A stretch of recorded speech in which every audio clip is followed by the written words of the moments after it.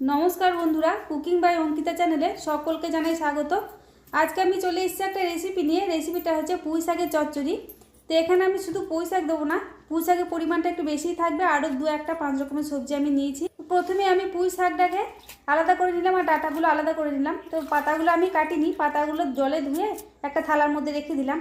আর পুঁই শাকের ডাঁটাগুলো আলাদা করলাম, ওগুলো কেটে পিস করে নিয়েছি। আর এদিকে কচু আমি কেটে নিয়েছি, তারপরে একটা বেগুনও কেটে নিয়েছি, এরপরে আলু কেটে নিয়েছি একটা, এরপরে দিয়ে দেবো ঝিঙেটাও কেটে নিয়েছি, এরপরে দিয়ে দেবো কেন্দুরি আর পটলটা।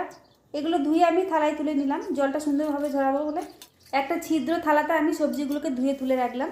তো এদিকে আমার সবজি ধোয়া হয়ে গেলে এরপরে আমি রান্নার জন্য এদিকে কড়াই চাপিয়ে দিয়েছি। তো কড়াইয়ে তেল দিয়ে দিলাম, তেলটা গরম হয়ে গেছে। একটা শুকনো লঙ্কা তেজপাতা দিয়ে দিলাম আর অল্প একটু পাঁচফোড়ন দিয়ে দিলাম। তো এইগুলো দেওয়ার পরে একটু নেড়ে চেড়ে ভেজে তারপরে আমি দিয়ে দেবো সবজিগুলোকে। একসাথে আমি সব ভেজে নেবো। আপনারা চাইলে একটু আলাদা আলাদা করে তুলেও নিতে পারেন ভেজে, আমি একসাথেই দিয়েছি। তো এইগুলো দিয়ে আমি পাতাগুলো দেবো না, পাতাগুলো একটু পরে দেবো। সবজিগুলোকে ভালো করে ভেজে নিয়ে তারপরে পাতাগুলোকে দেবো। পাতাগুলো প্রথম থেকে দিলে পাতাগুলো কোনো অস্তিত্বই পাওয়া যাবে না, একদম নরম হয়ে যাবে। তার জন্য পাতাগুলো একটু পরে দেবো। তো সবজিগুলো আমার ভাজা হয়ে এসেছে। এরপর আমি এর সাথে দিয়ে দেবো পেঁয়াজ কুচি। পেঁয়াজ কুচিটা আমি দিইনি আগে থেকে, পেঁয়াজ কুচি আমি দিয়ে দিলাম। তো পেঁয়াজ কুচি দেওয়ার পরে আমি আরও কিছুক্ষণ নাড়াচাড়া করবো।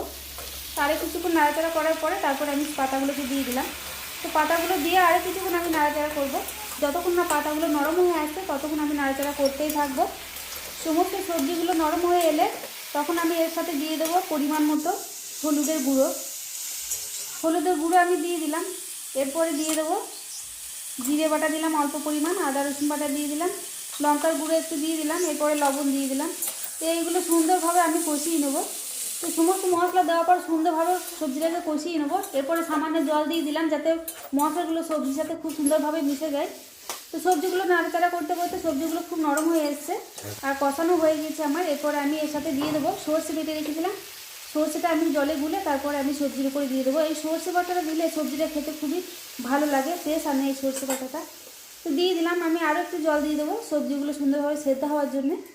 তো জলটা দিয়ে দিলাম। এরপর একটু নাড়াচাড়া করে তারপর আমি সবজিগুলোকে সেদ্ধ করার জন্য আমি একটা ঢাকা দেবো। তো ঢাকাটা আমি কিছুক্ষণের জন্য ঢেকে রাখবো। তো কিছুক্ষণ পর আমি ফিরে এলাম। তারপর আমি দেখে নেবো সবজিগুলো আমার কেমন সেদ্ধ হয়েছে। সবজিগুলো আমার পুরোপুরি সেদ্ধ হয়ে এসছে। এরপর আমি সবজিটাকে নামিয়ে নেব। খুব সুন্দর দেখতে হয়েছে আর খেতেও খুব সুন্দর হয়েছিল। তো আপনাদের এরকম ধরনের সবজি কার কার পছন্দ অবশ্যই জানাবেন। তাহলে আমার এই রান্নাটা আপনাদের কেমন লাগলো অবশ্যই জানাবেন। আর আপনারা সকলেই ভালো থাকবেন, সুস্থ থাকবেন। আগামী দিন আবার আসবো অন্য কোনো রান্না নিয়ে। আজ এখানেই শেষ করলাম। ধন্যবাদ।